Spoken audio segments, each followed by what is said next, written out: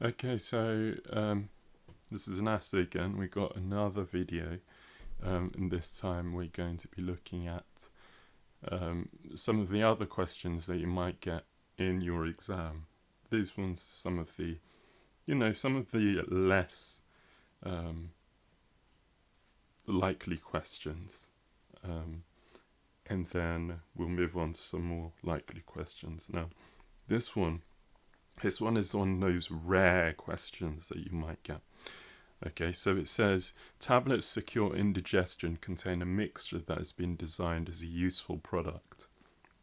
Complete the sentence. Tablets to cure indigestion are example of and it could say catalyst, formulation, hydrocarbon, or solvent. And I can tell you this is actually a formulation. Anytime you see a tablet, it's actually called a formulation. Now, the actual drug within the tablet is very small. Sometimes it can be as little as 1% of the entire drug. It could even be less than that. And then the rest is made up of fillers and different things designed to help the drug do what it's supposed to do. But the active ingredient, which is the drug, the active ingredient is very, very small. But the drug as a whole, when you have it, the tablet as a whole, is known as a formulation. It's like a mixture of both the active ingredient and the other stuff. So that's a formulation. Okay, so this one, the total mass of these substances in the tablet is 654 milligrams. They've just added those up. What approximate fraction of magnesium carbonate in the total mass of these substances? What is the total? So we look at magnesium carbonate. Magnesium carbonate is 68, and that'd be 68 out of 654. If it was 68 out of 654, then that would be that would be the equivalent of like 10 over 1,000. But then you would cancel that out down to 1/10. And we check that in a sec. The tablets also contain sugar. Suggest why? Probably because you'd want the tablet to actually, the substance, the tablet to actually taste nice. To make it, there's a specific word that we use. Let's have a look at. Okay, so yeah, that's it. Palatable. So yeah, we did get that right. It was 1/10. So to make them palatable, Palatable. That one, I've seen that question before actually. But that question actually came up in a biology paper, so it's worth knowing that. Okay, so sodium hydrogen carbonate cures indigestion by reacting with acid in the stomach. What type of reaction is this? It's a neutralisation reaction. An acid plus an alkali. What's in the middle? Neutral. Remember that. The universal indicator. Remember the pH scale I was telling you about. So right in the middle, bang, is neutral. Yeah, and if you got an acid and you add it to an alkali, aims to get it neutral. So it's neutralisation. You've got that. A student adds an indigestion tablet to dilute hydrochloric acid. The gas is bubbled through lime water. The gas turns the lime water milky. Name the gas produced. Okay, so you need to know gas tests. There are, I think, the three main ones that you need to know are test for carbon dioxide, which is bubbling it through lime water, and the lime water turns from clear to cloudy or clear to milky.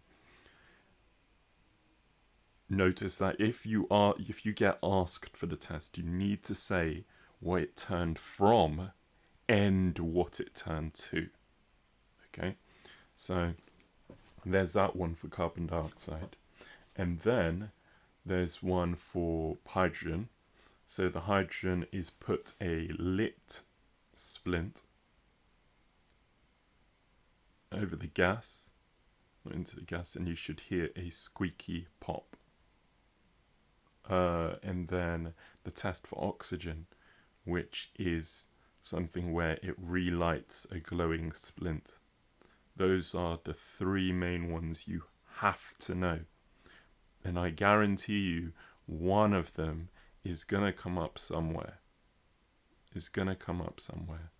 I don't know, but it's, those are frequent. Those are frequent ones. And usually they don't ask you to do all three in a single paper or all three in a single year. They usually ask for just one. But that one could be the difference between one grade and another. Water is also produced. Which two statements are reasons why water is a liquid at room temperature? Water has a boiling point of so water has that's a mistake, it's basically giant currents, right? Water has a melting point lower than room temperature. Water has delocalized electrons. Water is made of ions.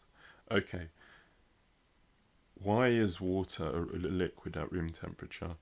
Liquid, it has a boiling temperature. It has a boiling point of 100 degrees C. That would give you an answer. That's one answer.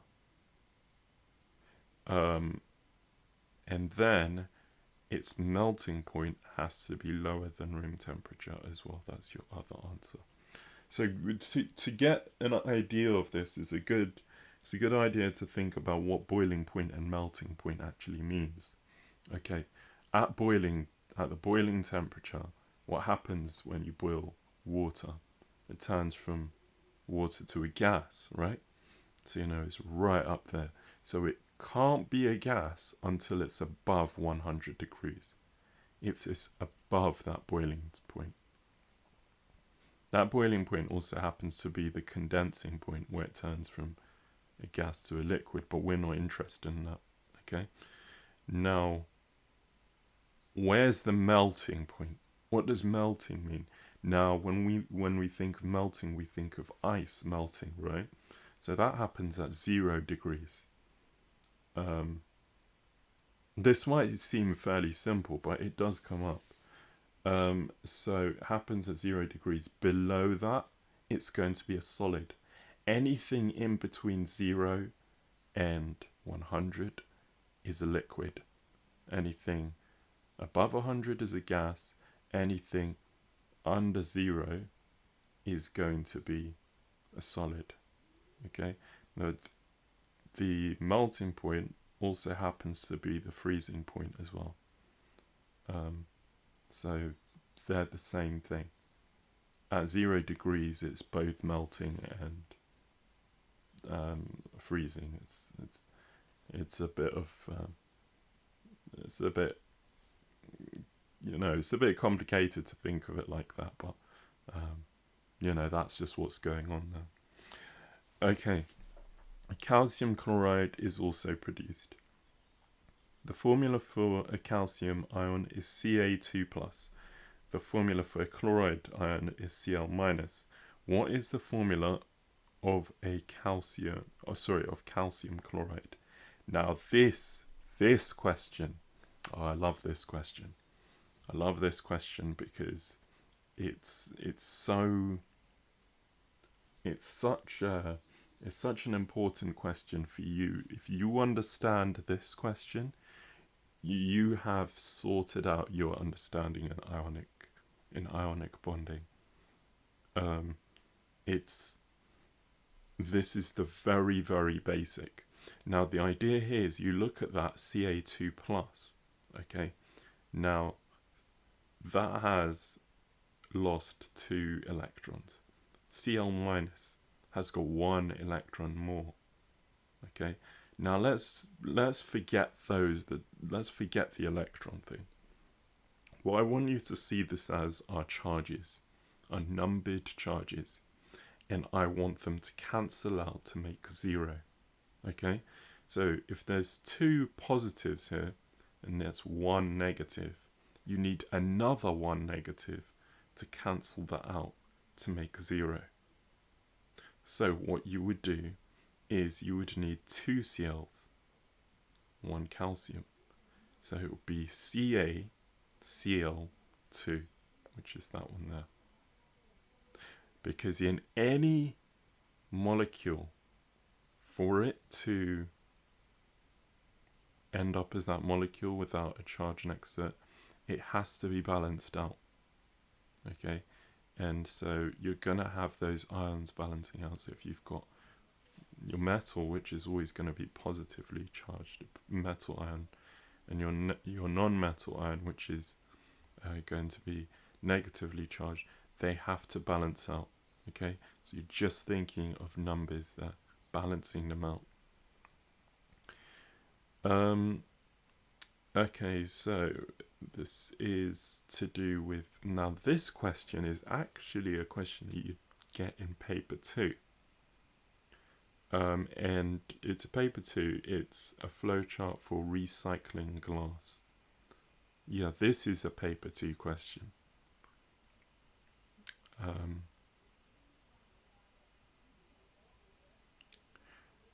Okay. Regardless, we're gonna look at it anyway. So you got your waste glass bottle. Something happens to it, and something else happens to it. It's molded, and then a new glass bottle happens. Okay, so the only thing that would make sense here is that if you actually, there's no electrolysis going on here, there's no oxidation that's going on here. I don't know why you'd want to freeze a glass bottle, so I'm seeing crushing and melting as what's going on here. Now the only thing that makes sense to me is if you crush the glass before you actually melt it. So you have the waste glass bottle, you crush it, then you melt it, and you can put it in a mold, and it will cool. As it cools, you get your new glass bottles. Or you check that? Yeah, I got it right. Okay, so that's that question. I'm going to leave it as that for this video because I want to try and keep it short and sweet. So this one is on really, yeah, those kind of odd questions, but mostly on working around tablets, gas test, and tablets, gas tests, and